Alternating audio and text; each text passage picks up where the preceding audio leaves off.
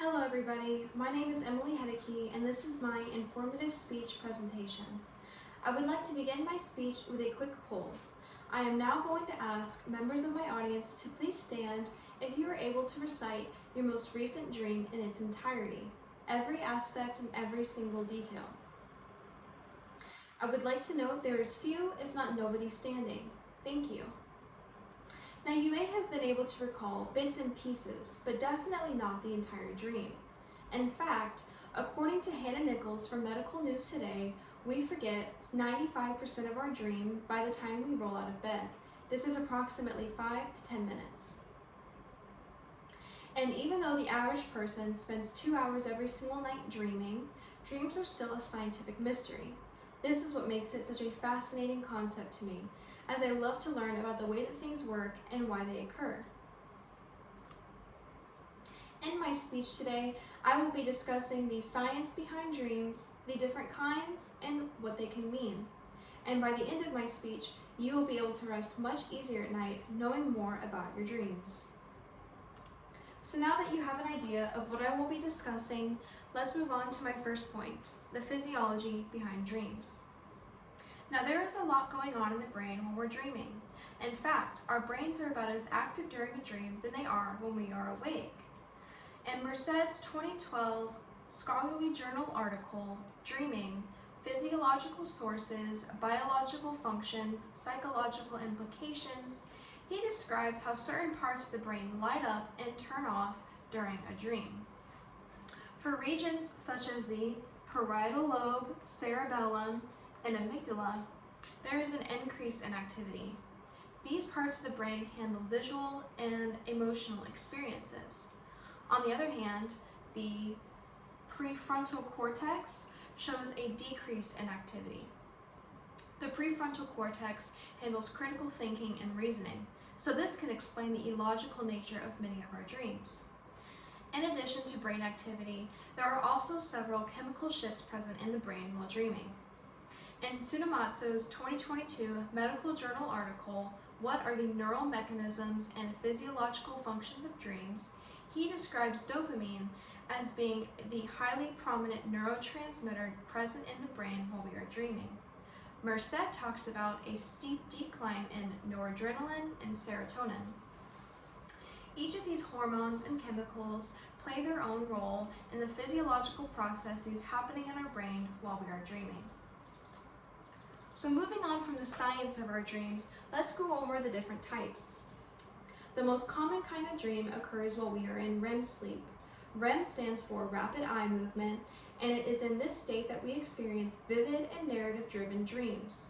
Tsunematsu tells us that it is possible to dream when in non-REM sleep, however, the dream will be considered much more simple and boring. A second, much more rare kind of dream is called lucid dreaming. When in a lucid dream, you are aware of being in a dream and are actually able to control certain aspects of your environment. In Stumbries, Ehrlacher, Johnson, and Schroedel's 2014 online survey, The Phenomenology of Lucid Dreaming, they talk about how lucid dreams are most common for those between the ages of 12 and 14.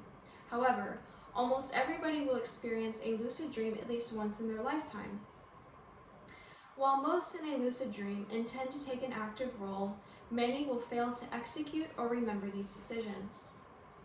Lastly, there are nightmares, which I'm sure many here today are familiar with.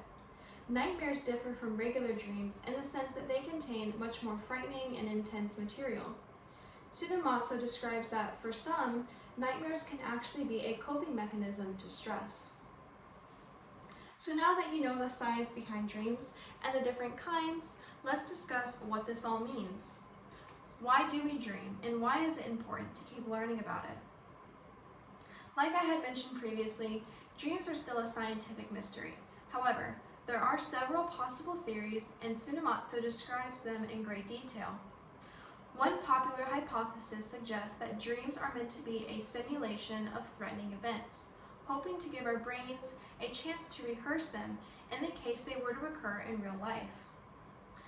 Another viewpoint states that dreams are our brain's way of eliminating unwanted memories. This would be considered different from simply forgetting something, as scientists who align with this viewpoint find that our brains are actively unlearning parasitic memories. It is widely supported that dreams help with our memory consolidation. This would be considered an evolutionary survival technique. Dreams can be beneficial to our mental health. From a therapeutic viewpoint, dreams foster creativity and problem solving. In Paulson, Barrett, Bulkley, and Nyman's 2017 academic journal article, Dreaming, A Gateway to the Unconscious, they describe dreams as being a way to provide insight to our deeper selves. This goes to show that learning more about dreams will not only add to scientific understanding, but a deeper understanding of and for the individual. It is at this point that I would like to now summarize a few key points from my speech. First, your brain does not go dormant when sleeping. In fact, your brain is about as active during a dream as it is when you are awake. Second, there is not just one kind of dream. About 50% of the general population experiences frequent lucid dreams. Lastly, you and I will spend roughly 6 years of our life dreaming.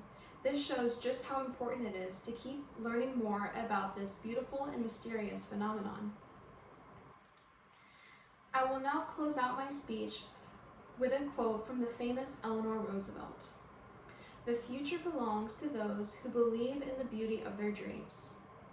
Thank you so much for watching. I hope you enjoyed, and dream on.